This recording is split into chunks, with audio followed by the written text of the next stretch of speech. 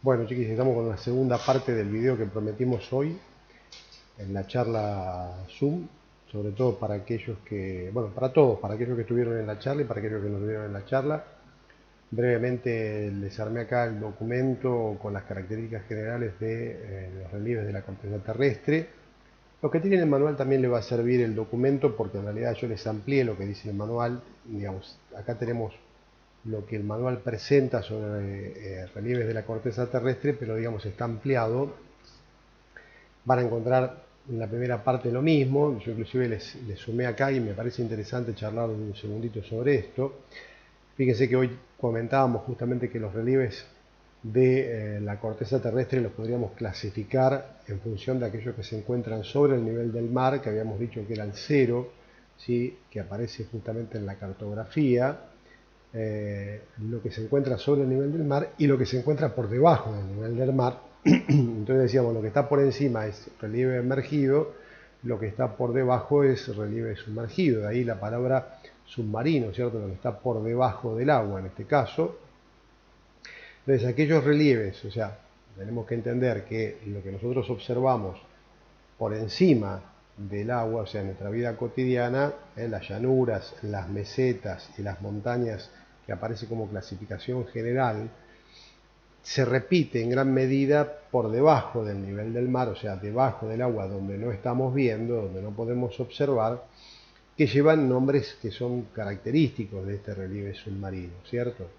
Le sumé acá un cuadrito muy sencillo, que esto es interesante también dedicarle un segundo, porque a veces no es tan importante, si bien la información es importante, si bien es importante conocer geografía o cualquier otra materia, como decíamos el otro día, sobre todo cuando vamos a estudiar historia, la geografía es importantísima porque va a definir en gran medida las características de la civilización que vamos a estudiar, el cómo vivió el hombre, de qué recursos se nutrió, si fue nómade, si fue sedentario, si sembraban la tierra, si eran pastores, digamos, el tipo de ropa que utilizaban.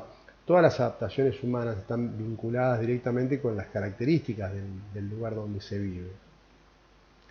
Ahora, también es importante que ustedes entiendan, por eso hacemos tanto hincapié en que no hay que estudiar las cosas de memoria, sino entender que toda esta información que está disponible, fíjense que yo les he armado el documento este, se los he armado en parte con el manual que trabajamos nosotros, pero también he sacado información de internet, de las gráficas que uno puede sumar para ampliar.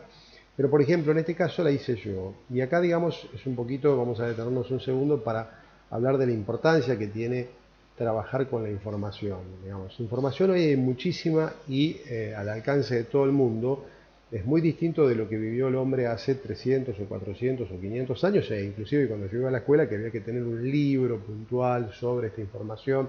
Imaginemos en cuarentena que uno no puede salir de su casa si no tuviese, si yo pidiese, por ejemplo, investigar, bueno, vamos a averiguar un poquito qué pasa con las fosas submarinas, ¿no? El único lugar que había en ese momento para poder investigar era a través de un libro, ¿cierto? Hoy en día tenemos internet, lo que significa que hay muchísima o está toda la información humana a disponibilidad de aquel que la busca. Ahora, lo que tenemos que comprender también es qué hacemos con esa información, porque hay tanta información que tenemos que tener en claro qué podemos hacer con esa información. Y acá donde aparece un poco las técnicas de estudio, las formas de trabajar esa información. Entonces, yo tengo una información que en este caso me está hablando de los relieves.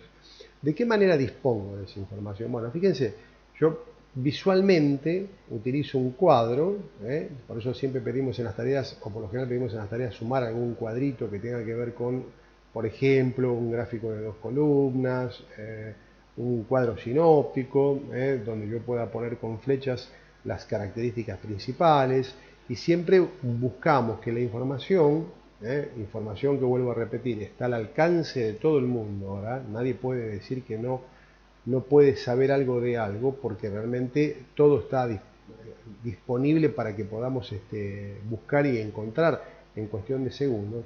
El tema es cómo organizo yo esa información para que me sea asequible, para que me sea accesible, para que pueda incorporar esa información y disponer de ella de la forma que necesite. Entonces, los cuadros son una técnica de estudio muy interesante para poder manejar ese tipo de información. Entonces, fíjense, yo podría hablar de clasificación del relieve y básicamente lo pongo acá, donde pongo relieves de la corteza terrestre arriba, y pongo dos cuadritos donde en uno pongo emergidos y sumergidos, y están a la misma altura porque tienen el mismo valor, ¿sí? En cuanto a lo que van a variar es la información, las características que tiene cada una de estas informaciones, pero digamos, están a la misma altura. Podría armar otro cuadro donde pondría cuáles son las características del relieve emergido, o sea, aquellos que se encuentran por encima del agua, ¿no? Entonces podría poner acá relieve emergido, de este lado, y con flechitas poner llanuras, mesetas, montañas y sierras. E inclusive de llanuras, si fuese un cuadro sinóptico, podría sacar flechitas donde pondría las diferentes características que tiene la llanura. Por ejemplo, una primera flechita son áreas llanas, o con leves ondulaciones. Dice, no superan los 200 metros de altura, podría estar en una segunda flechita. Su origen es sedimentario, en otra flechita. Están rellenas con sedimentos, o cenizas volcánicas. Fíjense, yo podría ir armando, de la misma manera que hice acá, la información que está acá, la podría graficar de tal manera que esa información en forma de abanico sería mucho más fácil para mi vista visualmente, el órgano sensitivo de poder captar la información de forma mucho más rápida, poder apropiarme de esa información, y es mucho más sencillo para el cerebro poder procesar esa información. Entonces, digamos, como punto de partida, además de estar trabajando el relieve, tenemos que tener en cuenta que las técnicas de estudio, en este caso identificar, podría usar un subrayado, identifico cuáles son las partes más importantes de cada uno de las partes del texto, digamos, de los párrafos. Entonces, en esta primera parte identificaría y armaría este cuadro. En esta segunda parte yo podría identificar, si bien ya está resumido, porque la idea de armar estos puntos tiene que ver justamente con poner concentrada la información para que quede de forma muy accesible, yo podría a su vez graficarla en un cuadro para que me quedara todavía más accesible, ¿sí? Vamos a la segunda hojita. Acá nuevamente, repetimos. Acá tendría que decir, sea borradora, después lo vamos a volver a poner, tendría que decir justamente relieves emergidos. ¿Cuáles son las partes de ese relieve emergido? Bueno, las llanuras, las mesetas, las montañas y las sierras y los valles. Fíjense, lo que del otro lado aparecía en los párrafos señalados con un punto gordo, un asterisco, acá lo estamos poniendo de forma gráfica. E inclusive de esta, que es montañas y sierras, el texto aclara que podemos encontrar entre las elevaciones espacios más bajos, depresiones que denominamos valles. Fíjense acá, entre dos picos tenemos un valle. En los valles característicamente son los lugares donde el hombre en las zonas montañosas habita. ¿Por qué? Porque son los lugares donde vamos a encontrar sedimentos que permiten, por ejemplo, sembrar y desarrollar la vida humana, tanto para la ganadería como para la agricultura. Son zonas donde se puede construir. Por lo general en los valles también encontramos los lugares por donde escurre el agua de las zonas más altas, por lo tanto también hay agua y esto también facilita la zona de vida. Fíjense, cuando hablábamos al principio de cómo la geografía va a determinar la vida del hombre, y digamos, si hablamos de la vida del hombre y digamos, la registramos, no es otra cosa que la historia, entonces la geografía es muy claro que determina la historia, ¿cierto? Y en este caso le hemos sumado un gráfico que viene a completar, en esto de hablar de un poquito de las técnicas de estudio.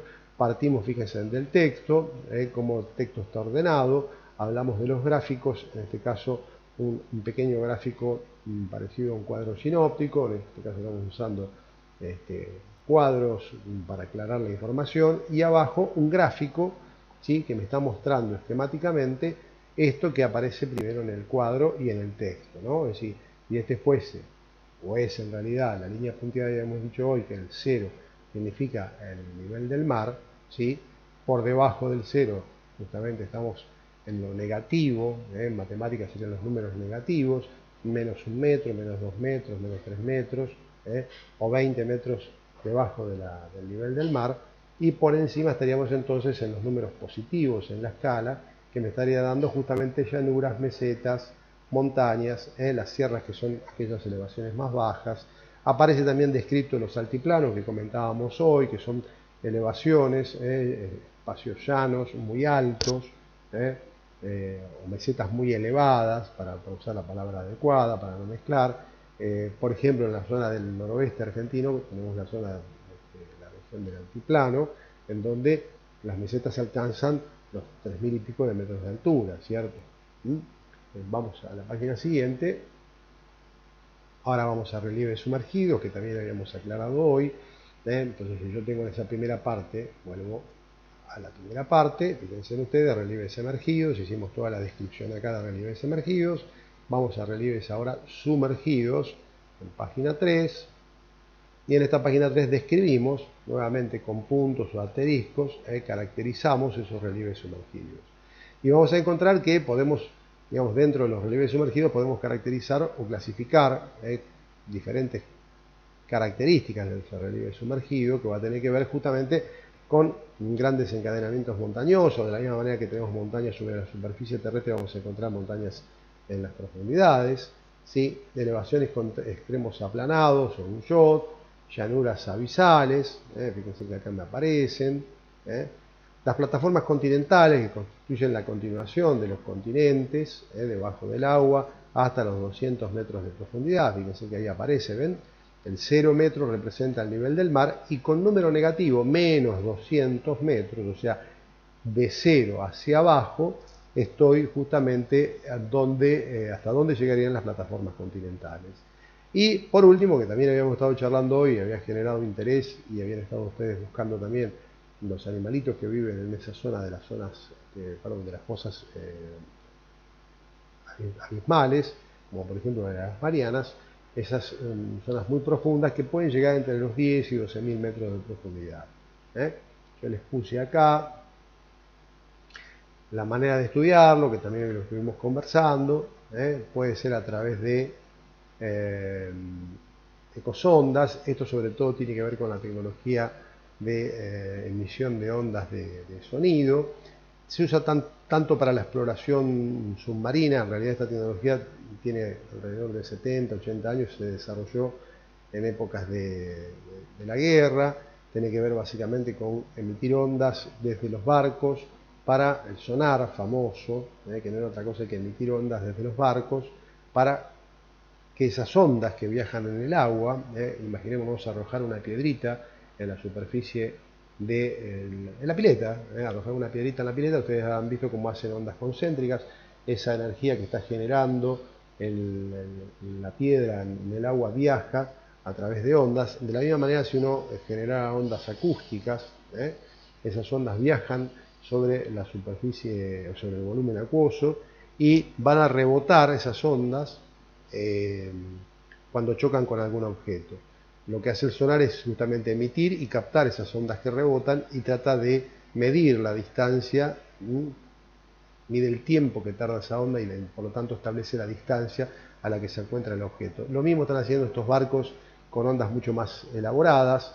De hecho, para la pesca deportiva o para la pesca profesional ya se venden especies de aparatitos que son parecidos a un celular, algunos un poquito más grandes, más chicos, que desde el bote, desde el barco, emiten también ondas y te dan un perfil de dónde se encuentran los cardúmenes o los peces, para que esto facilita muchísimo la tarea de los pescadores. Y por último, un poquito, teníamos, ahora hay 5, 6, acá.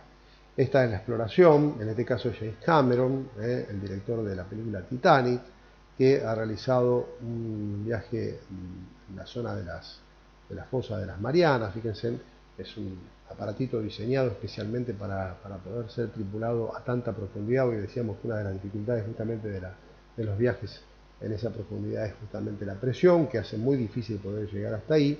Y también acá van a encontrar, que hoy hablaban, ustedes contaban y estuvieron buscando, había mucho interés en ese sentido, abre la especulación y la imaginación de las personas, de estos animales que viven en esas profundidades y que están adaptados justamente a esas zonas de mucha presión, de oscuridad, porque la luz solar no llega. Entonces estaban adaptados o están adaptados a eso. Toda esta zona se está explorando, en realidad todavía no se tiene demasiada información, pero sí hay preocupación en el ámbito científico, porque las exploraciones han dado, entre otros resultados, no tan solo descubren estos animalitos, sino descubren grandes cantidades de basura que nosotros arrojamos. Bueno, espero que les sirvan, les mando un saludito.